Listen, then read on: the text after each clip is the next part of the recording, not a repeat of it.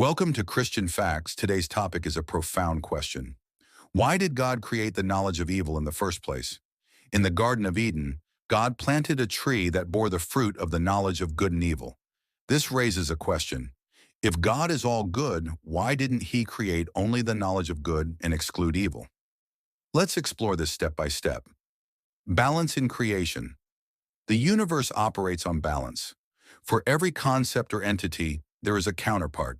For example, light and darkness, day and night, heat and cold, good and evil. Without one, the other becomes meaningless. Let's focus on light and darkness. Imagine a world where only light exists. Without darkness to contrast it, would we even notice the light? Would we appreciate its brilliance or understand its power? Here's a practical example. In a pitch-dark room, even the smallest lamp can fill the entire space with light. If the lamp is removed, the room becomes completely dark again. Darkness may seem vast and overwhelming, but a small amount of light is powerful enough to conquer it. This principle also applies to good and evil.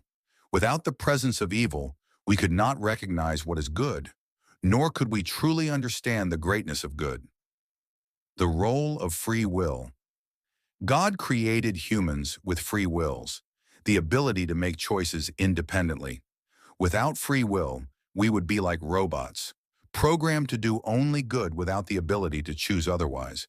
Free will is a gift that reflects God's love. It gives us the ability to choose to follow Him. A relationship with God is meaningful only if it is entered into willingly, not forced.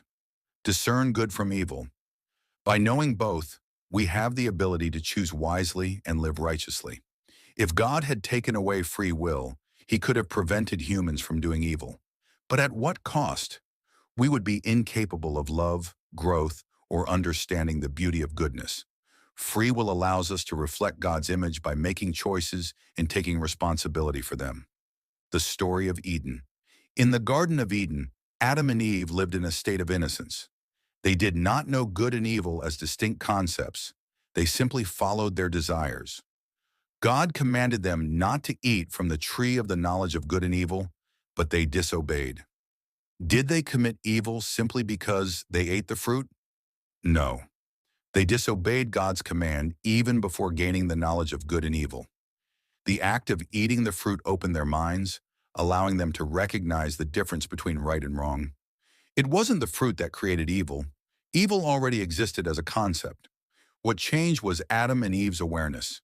Before eating the fruit, they acted without understanding.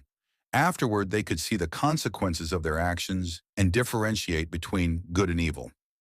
God's sovereignty and goodness. God is wholly good and cannot do evil, but He allows evil to exist for a purpose, to provide contrast.